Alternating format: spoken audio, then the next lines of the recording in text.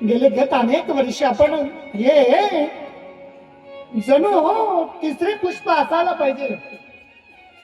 ही तिसरी कथा या धारणखेडा शिवनाधाम नगरीमध्ये शिव महापुराणाची कथाची चालू आहे. का चौथी? कोण कोण इथं कायम स्वरूपीचे? कितवी कथा आहे आपली? तिसरी आहे. खरं चांगलं झालं करा.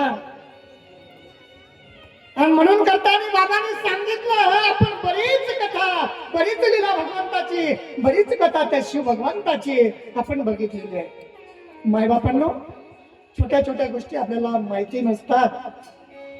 म्हणून कथा कीर्तनामधून आपल्याला जनजागृती करण्यासाठी ही संदेश उपलब्ध करून भगवान व्यास मुनीनं, भगवान नारद मुनीनं, भगवान त्या ठिकाणी सुत मुनीनं, भगवान शौनकादी ऋषीनं या ठिकाणी आपल्या सर्वांसाठी नवे नवे संतांच्या मांदियाळीमध्ये माऊली ज्ञानोबापर्यंत अनेक महापुरुषांनी ही संधी उपलब्ध करून दिली आहे. म्हणून तर आपण एकत्र येतो. ज्या वेळेस भारत स्वतंत्र झाला, मोगल साम्राज्य ज्या या भारत भूमीवर होत आणि ह्या कथा कीर्तन सगळे बंद झाले होते. मग कोणी हे कार्य केलं महाराज? कोण आला असा वीर जन्माला?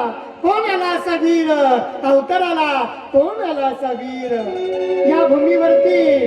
हो, आपल्याच महाराष्ट्रामधील भूमीमध्ये शूरपुत्र आपल्याच या धरतीच्या पारंगणामध्ये संतांच्या मांदियाळी झाल्याच्या नंतर त्याच मांदियाळी बरोबर आलेल्या धर्म कार्याला, आलेल्या सनातन धर्मावर संकट आलेल्या काळामध्ये माझ्या छोट्याशा राजानं अगदी वयाच्या कमी वर्षामध्ये छत्रपती शिवराया माझा,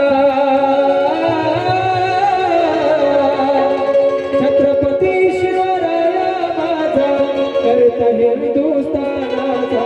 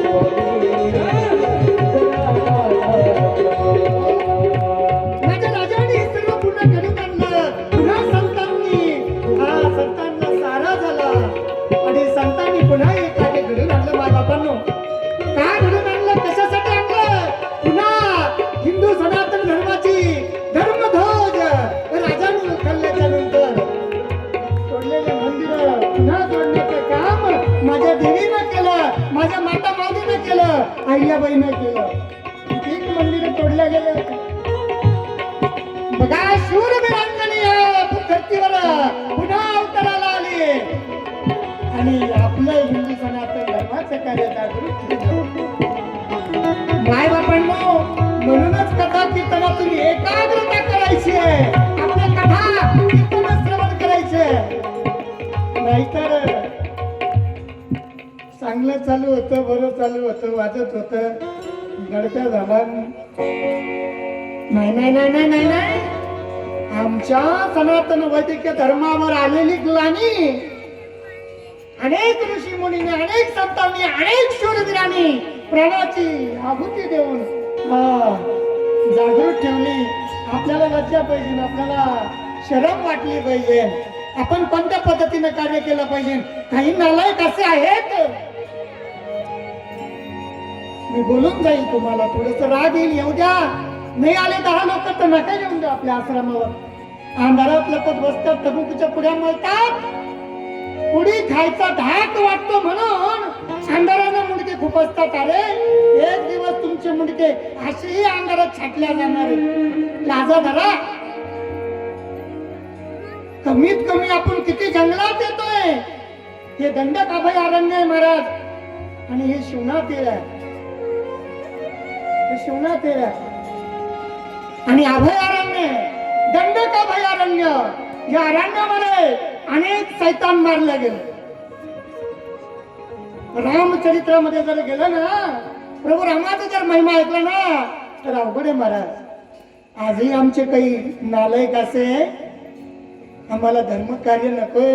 अरे वयवृद्ध दादा लोक, माता मावल्या, ज्यांना बसता येत नाही ते आमच्या आई, ज्यांचे गुडघे सुचतात, ज्यांचे पाय दुखतात, त्यांना कथा कीर्तन आवडतंय. आणि ज्याला गरज आहे तडप करायला, ज्याला म्हटलं गेलं माझा शिवबा काय साधारण होता का, पुढे प्रगटला त्या शिवनेरी गडावर प्रगटला. शिवनेरी गड असा होता का? अरे आज चालता येतं का तुम्हाला, जाता येतं का? शिवनेरी गड साधा आहे का? पुढे प्रगटला. का बोलतोय मी तुमचं? हो गड शिवनेरी आता सजलाय भारी, हो गड शिवनेरी आता सजलाय भारी, तुला काट करतो नगार करतो. माझे शिवबाले गगरी भगवा फडफडतो, माझे धर्माले गगरी भगवा फडफडतो.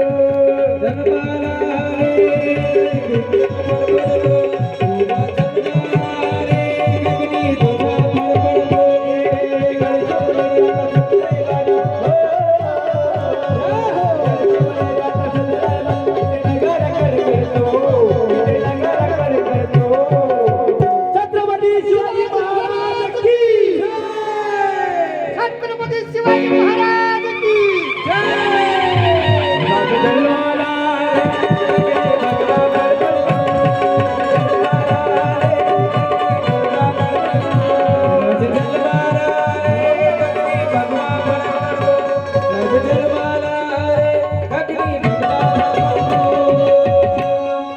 गगनी भगवा फडकला माय बापांना.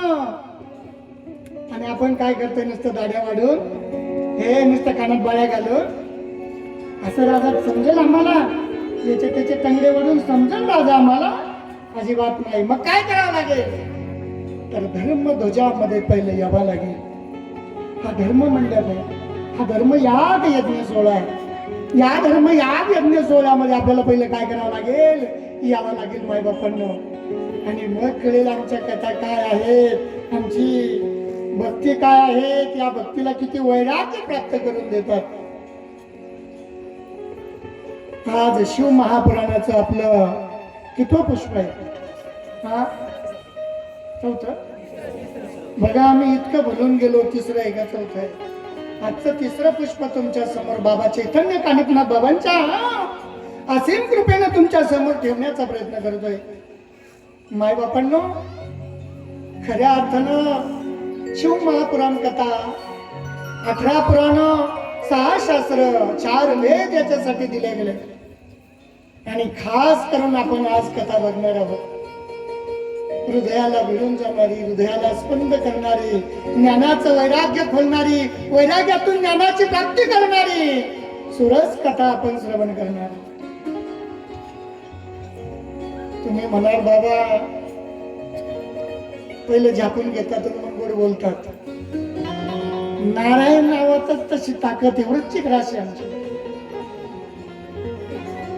आणि आमच्या राशीचा स्वामी जरा अवघड आहे, आम्ही पुढे बोलणार. पण खरं बोलायला घाबरायचं नाही सांगितलं गेलं. कमीत कमी धर्म मंडपात तरी खरं बोललं पाहिजे. हा गरज काळाची आहे. आज आम्हाला नुसतं पाकिट घेऊन पळून नाही जायचंय. कथेचं पाकिटही मिळतं म्हणतात. आणि एकदा पाकिट भरलं तर मग घर भरतं. माय बापांना याच्या पलीकडे ज्ञान वैराग्य शिकवलं गेलं. बघा मोठा इतिहास या ठिकाणी समोर येतोय. क्षीरसागराचा विषय जर घेतला तर त्या ठिकाणी सौराष्ट्र सोमनाथ श्रीशैल मल्लिकार्जुन. आज आपल्याला बघा सोरटी सोमनाथाचं वैभव. कशासाठी मी बोलून जातोय तुम्हाला? आपल्याला आपल्या ज्योतिर्लिंगाबद्दल बारीक बारीक गोष्टी माहिती असावा. सर्वात पहिलं शिवलिंग कुठं प्रकट झालं, बाबा भोलेनाथ कुठं प्रकट झाले. तर महाराज लक्षात असू द्या, हे दादा लक्षात असू द्या, हे माता मावल्यांनो लक्षात असू द्या. कथा लक्षात आली ना, जीवनाचा सार होईल. तर त्या सोरटी सोमनाथामध्ये अगदी आपल्या जवळ गुजरातच्या बॉर्डर वरती सोरटी सोमनाथ आहे मायबापांनी. आणि या ठिकाणी बाबा भगवान भोलेनाथ बाबाचं वैभव प्रागट्य झालं. कथा काय ऐकावी, का श्रवण करावी, त्याचं महिमा काय, त्याची पूजा काय, मी आपण बोलतही चाललोय त्याबद्दल. सद्गुरु जनार्दन बाबांनी आमच्या अनेक संतांनी थोडे थोडे शब्द वेचून काढले आणि आपल्याला अंधाराकडून उजाडाकडे जायचं सांगितलं. का तर एकदा का उजाडाकडे गेलं तर आपल्या पाठीमागचा अंधार हा निरसून जाईल. ओम बघा, सुरुवातच ओम आहे. मैं ओंकार, मैं ओंकार.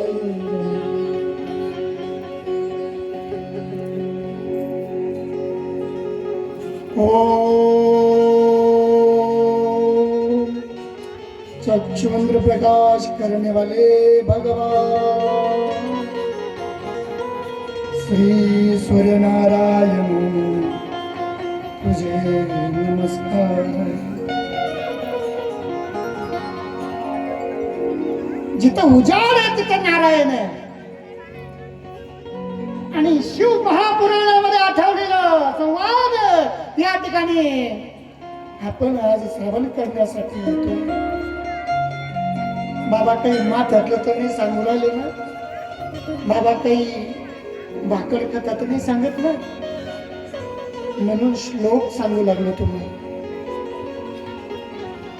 नाहीतर मग आपला वेळ वाया जाता कामा नये. सांगितलं गेलं, एक चूक एक कर्म एक श्लोक हुकला तर बलाढ्य मोठा अपराध पाठीमागे लागतो. दादा तुम्हाला माफ आहे सगळं, पण चांगल्या भावनेनं तुम्ही केलं तर माफ आहे. आणि तुमची भावना जर गडाळ वंगाळे उगीच लोक करू राहिले, उगीच उगीच नाना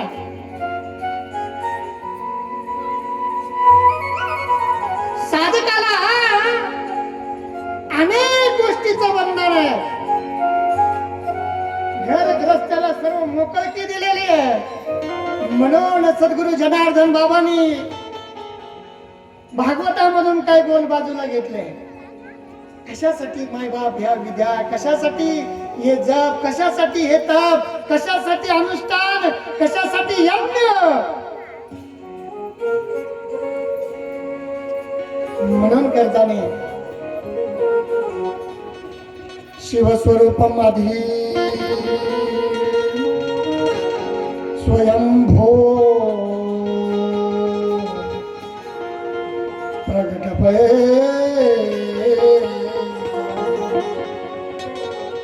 आपण मागच्या पुष्पामध्ये बघितलं, पहिले कुठेच नव्हते काही.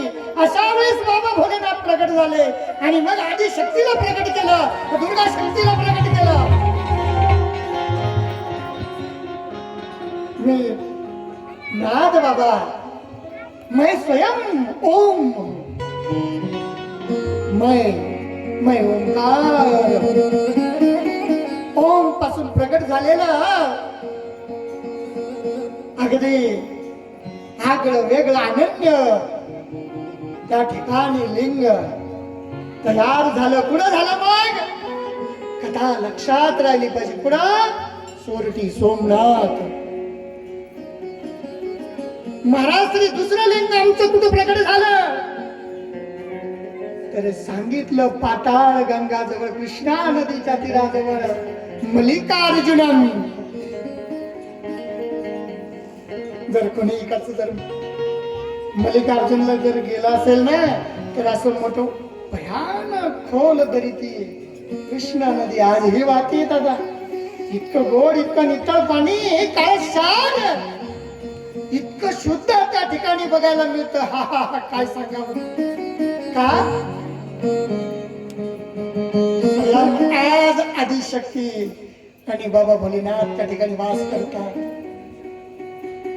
कुठे वास करतात? मल्लिकार्जुन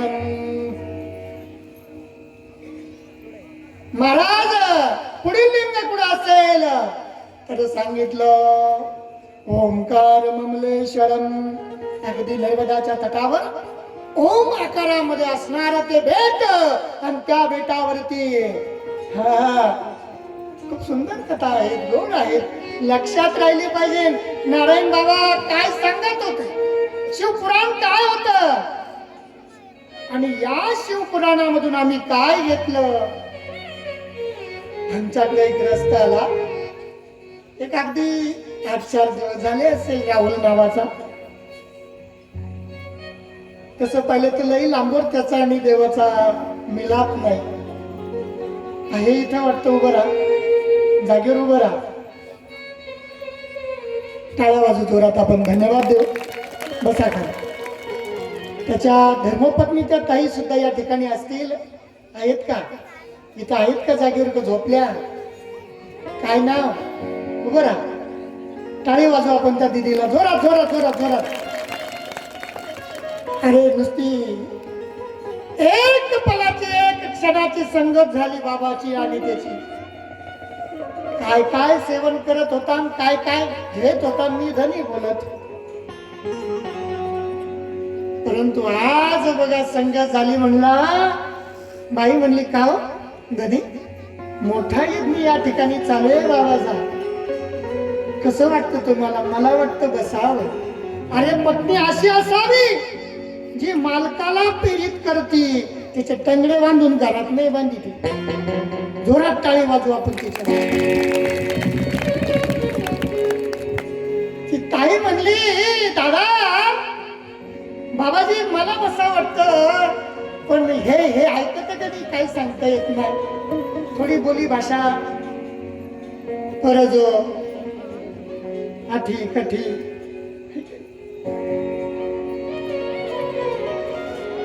ज्या वेळेस चांगल्या आत्म्याची भेट होईल ना, सदपुरुषाची भेट होईल ना, तर अनेक संकट, अनेक आधी व्याधी दूर होतात. म्हणून आपण धर्म मंडपामध्ये आलो पाहिजे. ठीक आहे, तुमच्या गावचा, तुमच्या परिसरातला असेल पावा येडा, पण ज्या वेळेस नारदाच्या गादीवर येडे बी बोलू लागतात, मुख्य बी बोलू लागतात, येड्याची बी बुद्धी, मेंदू ऑटोमॅटिक प्रज्वलित होते आणि मग ती पळू लागते. का? शुद्ध ज्याचा भाव झाला, शुद्ध ज्याचा भाव झाला, शुद्ध ज्याचा